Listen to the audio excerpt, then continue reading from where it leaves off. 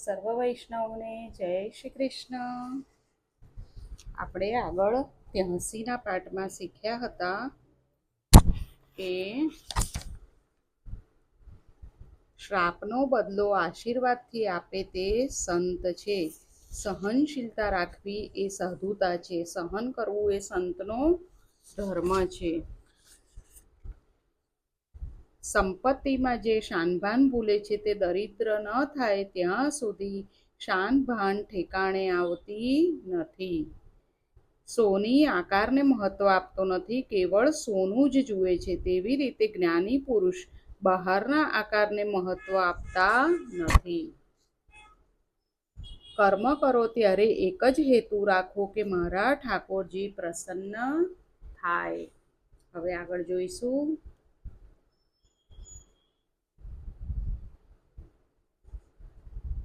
સચ્ચિદાનંદ રૂપાય વિશ્વોત્પત્યાદિ હેતવે તાપત્રય વિનાશાય શ્રી કૃષ્ણાય વયમ નમઃ. જે જગતની ઉત્પત્તિ, સ્થિતિ અને વિનાશનો હેતુ છે તથા જે ત્રણેય પ્રકારના તાપોનો નાશ કરવાવાળા છે એવા સચ્ચિદાનંદ સ્વરૂપ ભગવાન શ્રી કૃષ્ણને અમે વંદન કરીએ છીએ.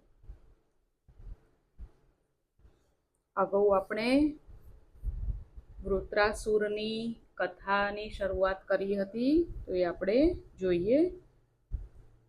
યજ્ઞકુંડમાંથી વૃત્રાસુર નીકળ્યો છે. વૃત્રાસુર દેવોને ત્રાસ આપવા લાગ્યો.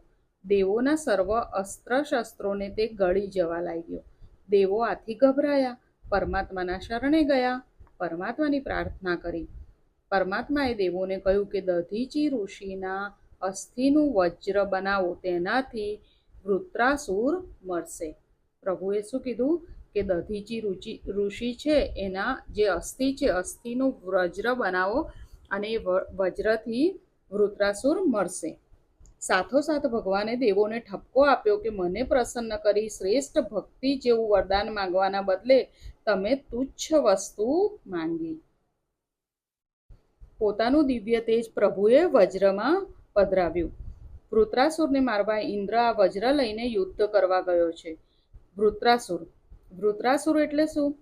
ત્રાસ આપનારી વૃત્તિ એ જ વૃત્રાસુર.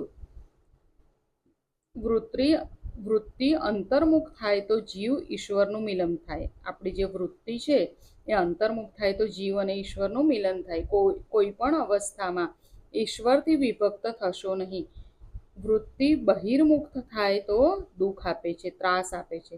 બહિર્મુખ વૃત્તિ એ જ વૃત્રાસુર છે. તે દેવોને પણ ત્રાસ આપે છે. મનને સ્થિર રાખવું હોય તો આંખને એક ઠેકાણે સ્થિર કરો. વૃત્તિ બહિર્મુખ થાય તો કથામાં કે મંદિરમાં દર્શનમાં આનંદ આવતો નથી. બહિર્મુખ વૃત્તિને જ્ઞાનરૂપી વજ્રથી કાપી નાખો. જ્ઞાન બળ એ પ્રધાન બળ છે. તેથી તેના વડે વિષય વૃત્તિઓને, આવરણ વૃત્તિઓને એટલે વૃત્રાસુરને મારો, તો પછી ઇન્દ્રિયોના અધિષ્ઠાતા દેવોને શાંતિ મળશે. ભાગવતમાં પહેલા ચરિત્ર આવે છે, ઉપસંહારમાં સિદ્ધાંત આવે છે. બ્રહ્મનિષ્ઠા એવી દ્રઢ હોવી જોઈએ કે અન્ય વિષયોમાં જવાનું મન ન થાય. શું કીધું? બ્રહ્મનિષ્ઠા એવી દ્રઢ હોવી જોઈએ કે અન્ય વિષયોમાં જવાનું મન થાય જ નહીં. મનુષ્ય વિષયોમાં આનંદ શોધવા જાય છે એટલે આનંદ મળતો નથી. પ્રભુ ભજનમાં વજ્ર જેવી દ્રઢ નિષ્ઠા રાખો. દધીચી બ્રહ્મનિષ્ઠ છે, તેથી તેના અસ્થિમાં પણ દિવ્યતા આવી છે. માળાના 1 કરોડ જપ થાય તો માળામાં દિવ્યતા આવે છે. આપણે માળા જે કરતા હોય અને એ માળાથી આપણા 1 કરોડ જપ થાય તો માળામાં પણ દિવ્યતા આવે છે, ચેતનતા આવે છે. શાસ્ત્રમાં કહ્યું છે કે મંત્ર, મૂર્તિ અને માળા કોઈ દિવસ બદલશો નહીં. આપણે જે મંત્ર કરતા હોય ને, મંત્ર, મૂર્તિ અને માળા બદલાય નહીં. પ્રત્યેક મંત્રમાં દિવ્ય શક્તિ છે. જે મંત્ર પ્રાપ્ત થયો હોય તેમાં દ્રઢ નિષ્ઠા રાખીને તેનો જપ કરો અને મૂર્તિને પણ બદલો નહીં. એટલે હવે આપણે બાળકૃષ્ણલાલની પૂજા કરતા હોય તો પછી બીજા પ્રભુ છે એ ભલે કૃષ્ણ ભગવાન જ છે, પણ દ્વારકાધીશ છે, શ્રીનાથજી છે, આપણને જે મૂર્તિ અત્યંત પ્રિય હોય એક જ મૂર્તિને પકડી રાખવી. જે સ્વરૂપમાં રુચિ હોય તેમાં પૂર્ણ નિષ્ઠા રાખો, ભગવાન તેમાંથી પ્રગટ થશે. તે વજ્ર ધારણ કરી ઇન્દ્ર વૃત્રાસુર સાથે યુદ્ધ કરવા ગયો. ઇન્દ્ર વૃત્રાસુરનું ભયંકર યુદ્ધ થાય છે. વૃત્રાસુર પુષ્ટિ ભક્ત છે. જે રાક્ષસ છે આ વૃત્રાસુર એ પુષ્ટિ ભક્ત છે. પુષ્ટિ એટલે અનુગ્રહ.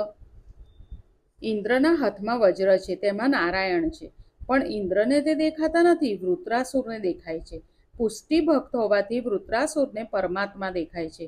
ઇન્દ્રને તે કહે છે, ઇન્દ્ર તું જલ્દી વજ્ર માર, ભલે તારી જીત થાય, પણ તારા કરતા મારા ઉપર ભગવાનની કૃપા વિશેષ છે.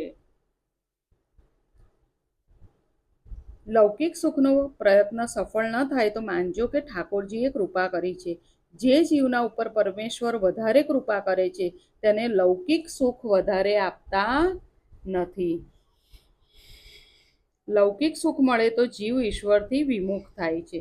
શ્રી કૃષ્ણનું સેવા સ્મરણ લૌકિક સુખ માટે કરશો નહીં. લૌકિક સુખમાં વિઘ્ન આવે તો સમજવું કે અલૌકિક સુખનું દાન પ્રભુ મને આપવાના છે, તેથી વિઘ્ન આવ્યું છે. જેના ઉપર અસાધારણ કૃપા હોય છે તેનો લૌકિક સુખ માટેનો પ્રયત્ન ભગવાન સફળ થવા દેતા નથી. શું કીધું? જેના ઉપર અસાધારણ કૃપા હોય એટલે બહુ વધારે કૃપા હોય તેનો લૌકિક સુખ માટેનો પ્રયત્ન ભગવાન સફળ થવા દેતા નથી. જે જીવ ઉપર ભગવાન સાધારણ કૃપા કરે છે તેને તો લૌકિક સુખ આપે છે. વૃત્રાસુર બોલ્યો, ઇન્દ્ર તારી જીત થવાની છે, તને સ્વર્ગનું રાજ્ય મળવાનું છે, પણ હું તો મારા ઠાકોરજીના ધામમાં જઈશ, જ્યાંથી મારું પતન થવાનું નથી. તારું સ્વર્ગમાંથી પતન થશે પણ મારું પતન થવાનું નથી. ભલે મને લૌકિક સુખ ન મળે પણ હું ભગવાનના ધામમાં જઈશ. વૃત્રાસુર શ્રી હરિની સ્તુતિ કરે છે. વૃત્રાસુર સ્તુતિના વૈષ્ણવ ગ્રંથોએ ખૂબ વખાણ કરેલા છે. સ્તુતિના 3જા શ્લોકને ઘણા મહાત્માઓ પોતાનો પ્રિય શ્લોક માન્યો છે. જે સ્તુતિ કરી છે વૃત્રાસુરે એનો 3જો જે શ્લોક છે એ બહુ સુંદર છે અને ઘણા મહાત્માઓએ તેને પોતાનો પ્રિય શ્લોક માન્યો છે. તો હવે જે શ્લોક છે એનો અર્થ શું થાય છે એ આપણે સમજીશું. એ 3જા શ્લોકમાં કહી રહ્યા છે, વૃત્રાસુરે જે સ્તુતિ કરી તેનો અર્થ છે, પ્રભુ તમે મારા ઉપર એવી કૃપા કરો કે અનન્ય ભાવથી તમારા ચરણ કમળોના આશ્રિત સેવકોની સેવા કરવાનો અવસર મને આગલા જન્મમાં પણ પ્રાપ્ત થાય. કોની સેવા કરવાનો? પ્રભુને શું કહે છે કે તમારા ચરણ કમળોના આશ્રિત સેવકોની સેવા કરવાનો અવસર મને મળે. પ્રાણ વલ્લભ મારું મન તમારા મંગલમય ગુણોનું સ્મરણ કરતું રહે, મારી વાણી આપના ગુણોનું જ ગાન કરે અને શરીર તમારી સેવામાં જ સંલગ્ન રહો. આપને છોડીને હે ભગવાન હું સ્વર્ગ, બ્રહ્મલોક, ભૂમંડળનું સામ્રાજ્ય, રસાતલનું એક છત્ર રાજ્ય, યોગની સિદ્ધિ, અરે ત્યાં સુધી કે મોક્ષની પણ મને ઈચ્છા નથી. વૈષ્ણવ તો મોક્ષની પણ ઈચ્છા નથી રાખતા. જે પુષ્ટિ ભક્ત છે, મર્યાદા ભક્ત હોય એને મોક્ષની ઈચ્છા હોય છે, પણ જે પુષ્ટિ ભક્ત હોય છે એને મોક્ષની પણ ઈચ્છા નથી હોતી. જો તમારો વિરહ હોય, તમે ન હો તો આ બધા મારા શું કામના? તમારા સિવાય મને કશાની ઈચ્છા થતી નથી. પાંખો આવી ન હોય એવા પક્ષીઓના બચ્ચા જેવી રીતે પોતાની માતાની આતુરતાથી રાહ જુએ છે, ભૂખ્યા વાછરડાઓ જેવી રીતે ધાવવા માટે પોતાની માતાઓની પ્રતીક્ષા કરે છે, પરદેશ ગયેલા સ્વામીની વિયોગીની પત્ની પોતાના પતિને મળવા જેવી રીતે ઉત્કંઠિત રહે છે, તેવી જ રીતે હે કમલનયન મારું મન પણ આપના દર્શન કરવા માટે તરફડિયા મારી રહ્યું છે. ભગવાનના દર્શન કરવા માટે કેવી ઉત્કટતા હોવી જોઈએ તે આ 3 પ્રકારના દ્રષ્ટાંત આપીને સમજાવ્યું છે. તો આમાં આપણે ફરી જોઈએ, ભગવાનના દર્શન કરવા માટે કેવી ઉત્કટ આતુરતા જોઈએ. જેવી રીતે પાંખો ના આવી હોય તેવા પક્ષીઓના બચ્ચા હોય એ પોતાની માતાની કેવી રીતે રાહ જુએ છે, એવી રીતે ભૂખ્યા વાછરડા હોય જેવી રીતે ધાવવા માટે પોતાની માતાઓની પ્રતીક્ષા કરે છે એવી રીતે. હવે કોઈ સ્ત્રીનો પતિ પરદેશ ગયો હોય અને તે પોતાના પતિને મળવા જેવી રીતે ઉત્કંઠિત રહે છે, તેવી જ રીતે હે કમલનયન, મારું મન પણ આપના દર્શન કરવા માટે તરફડિયા મારી રહ્યું છે. પ્રભુ, હું મુક્તિ ઈચ્છતો નથી. મારા કર્મોના ફળ સ્વરૂપ મારે વારંવાર જન્મ મૃત્યુના ચક્કરમાં ભટકવું પડે તો તેની મને પરવા નથી, પરંતુ હું જ્યાં જાઉં, જે યોનિમાં મારો જન્મ થાય, ત્યાં ત્યાં ભગવાનના લાડીલા ભક્તજનોની મને પ્રેમ મૈત્રી મળી રહો. ભગવાન, હું ફક્ત એટલું જ ચાહું છું કે જે લોકો તમારી માયાથી શરીર, ઘરમાં અને સ્ત્રી પુત્રાદિમાં આસક્ત થઈ રહ્યા છે, તેવાઓની સાથે મારો કોઈ પણ પ્રકારનો કોઈ દિવસ સંબંધ ન થાય. કોની સાથે સંબંધ ના થાય? જે શરીર, ઘરમાં અને સ્ત્રી પુત્રાદિકમાં આસક્ત થઈ રહ્યા છે એવા લોકો સાથે મારો સંબંધ ન થાય. અહમ હરે તવ પાદૈ કમુલ. જીવ જ્યારે દીન થાય અને પ્રભુના શરણે જાય છે ત્યારે પ્રભુ તેને અપનાવે છે. જીવ જ્યારે દીન થઈને પ્રભુના શરણે જાય ત્યારે પ્રભુ તેને અપનાવે છે. વૃત્રાસુર દીન થયો છે. વૃત્રાસુરમાં કેટલું દૈન્ય છે. તે કહે છે કે ભગવત સેવા કરવા હું લાયક નથી. હું તો ભગવાનના દાસના દાસની સેવા કરીશ. હું તો ભગવાનની સેવા કરનાર વૈષ્ણવોની સેવા કરીશ. દાસાનું દાસ. વૃત્રાસુર એક એક ઇન્દ્રિયને ભક્તિરસનું દાન કરે છે. મારી વાણી કૃષ્ણ કીર્તન કરે, મારા કાન તમારી કથા સાંભળે. ભક્તિ વૈરાગ્ય વગર દ્રઢ થતી નથી. ભોગ માટે ભક્તિ ન કરો, ભક્તિ તો ભગવાન માટે થાય. એટલે બીજો શ્લોક વૈરાગ્યનો છે. વૃત્રાસુરને ભક્તિ કરી ઇન્દ્રનું રાજ્ય લેવાની કે મોક્ષની પણ ઈચ્છા નથી. ભગવાન વૃત્રાસુરને પૂછે છે કે વૈષ્ણવોના નોકર થઈ તારે કંઈ માંગવું છે? વૃત્રાસુર કહે છે કે મને સ્વર્ગનું તો શું, બ્રહ્મલોકનું રાજ્ય મળે તો પણ મારે જોતું નથી. ભોગ એ ભક્તિમાં બાધક છે. આજકાલ તો શિક્ષણ જ એવું આપવામાં આવે છે કે જેથી વિષય વાસના વધે છે. વિષય વાસના વધે તો જીવન બગડે છે. વૃત્રાસુર કહે છે કે મને કોઈ પણ પ્રકારની ઈચ્છા નથી. તમારી સેવા કરું છું તે ફક્ત તમારા માટે. હું તમારા ઉપયોગમાં આવું. પહેલા શ્લોકમાં વૃત્રાસુરની શરણાગતિ છે. બીજા શ્લોકમાં વૃત્રાસુરનું વૈરાગ્ય બતાવ્યું છે. શરણાગતિના 3 ભેદ જ્ઞાનીઓ માને છે. નાથ, હું તમારો છું. જીવને પરમાત્મા અપનાવે છે ત્યારે જીવ માને છે કે ઠાકોરજી મહારાજ છે, ભગવાન મહારાજ છે. એ ભાવ વધે છે. ત્યારે અનુભવ થાય છે કે હવે જગતમાં બીજું કોઈ નથી.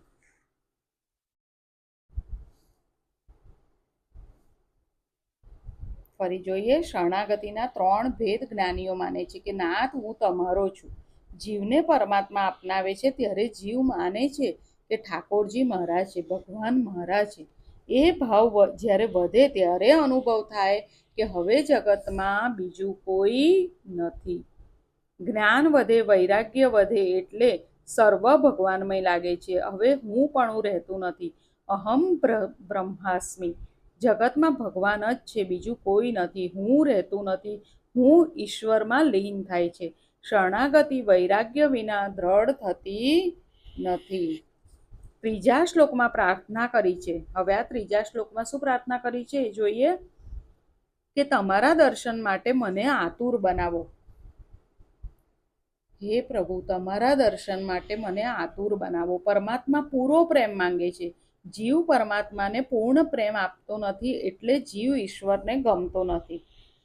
આપણે પ્રભુને પૂરો પ્રેમ આપતા નથી. આપણે તો જગતમાં બીજા બધાને પણ પ્રેમ કરીએ છીએ, પણ પ્રભુ તો પૂર્ણ પ્રેમ માંગે છે. જીવ પ્રેમ આપે છે કોને? સ્ત્રી પુત્રને. મને એક જ ઈચ્છા છે કે તમારા દર્શન માટે હું આતુર બનું. ચોથા શ્લોકમાં વૃત્રાસુરે સત્સંગની માંગણી કરી છે. મને જો જન્મ મળવાનો હોય તો મને વૈષ્ણવના ઘરની ગાય બનાવજો. મારું દૂધ પ્રભુના માટે વપરાય તો હું પશુ થવા પણ તૈયાર છું. પશુ શરીરમાં પણ મને સત્સંગ મળે. વૃત્રાસુરે આવી સ્તુતિ કરી છે કે ઇન્દ્ર પણ ડોલવા લાગ્યો. ભક્તિ ભગવાનને પરતંત્ર બનાવે છે. ભક્તિ ભગવાનને પરતંત્ર બનાવે છે. તેથી ભગવાન મુક્તિ આપી દે છે પણ ભક્તિ આપતા નથી. ભગવાન કૃપા કરે ત્યારે નાશવંત સંપત્તિ વગેરે આપતા નથી, પણ ભક્તિ આપે છે. ભગવાન મુક્તિ જલ્દી આપે છે, પણ ભક્તિ જલ્દી આપતા નથી. ભગવાન ભક્તિ આપે તો કોઈ વખત ભક્તના ઘરે સેવક બનવું પડે. ભક્તિ સ્વતંત્ર પરમાત્માને પરતંત્ર બનાવે છે. ભક્તિ સ્વતંત્ર પરમાત્માને પ્રેમના બંધનમાં પરતંત્ર બનાવે છે. સ્તુતિ પૂરી થઈ છે ત્યારે ઇન્દ્રે વૃત્રાસુરનો વધ કર્યો. વૃત્રાસુરના શરીરમાંથી નીકળેલું તેજ ભગવત સ્વરૂપમાં લીન થયું છે. ભગવાને વૃત્રાસુરનો ઉદ્ધાર કર્યો છે. છઠ્ઠા સ્કંદની પુષ્ટિ લીલા છે. ભગવાને વૃત્રાસુર ઉપર પુષ્ટિ કૃપા કરી. પરીક્ષિત રાજાએ પ્રશ્ન કર્યો કે વૃત્રાસુર મહાન ભગવત ભક્ત હતો, છતાં તેને રાક્ષસ યોનિમાં જન્મ કેમ મળ્યો? વૃત્રાસુરને શ્રીહરિમાં આટલી બધી તીવ્ર ભક્તિ કેવી રીતે થઈ? વૃત્રાસુરનો પૂર્વ વૃત્તાંત કહો. હવે આ પૂર્વ વૃત્તાંત છે એ આપણે આવતા વખતના પાઠમાં જોઈશું કે વૃત્રાસુરને આટલો સરસ ભાગવત ભક્ત હતો તો એ રાક્ષસ કેમ બન્યો એ આપણે આવતા વખતે જોઈશું. આજે આપણે શું શીખ્યા એ આપણે જોઈ લઈએ. આજે આપણે શીખ્યા કે બ્રહ્મનિષ્ઠા એવી દ્રઢ હોવી જોઈએ કે અન્ય વિષયોમાં જવાનું મન જ થાય નહીં. માળાના 1 કરોડ જપ થાય તો માળામાં દિવ્યતા આવે છે, ચેતનતા આવે છે. શાસ્ત્રમાં કહ્યું છે કે મંત્ર, મૂર્તિ અને માળા કોઈ દિવસ બદલશો નહીં. પ્રત્યેક મંત્રમાં દિવ્ય શક્તિ છે. જે મંત્ર પ્રાપ્ત થયો હોય તેમાં દ્રઢ નિષ્ઠા રાખી તેનો જપ કરો. જે સ્વરૂપમાં રુચિ હોય તેમાં પૂર્ણ નિષ્ઠા રાખો. ભગવાન તેમાંથી પ્રગટ થશે. જે જીવના ઉપર પરમેશ્વર વધારે કૃપા કરે છે તેને લૌકિક સુખ આપતા નથી. જેના ઉપર અસાધારણ કૃપા હોય છે તેનો લૌકિક સુખ માટેનો પ્રયત્ન ભગવાન સફળ થવા દેતા નથી.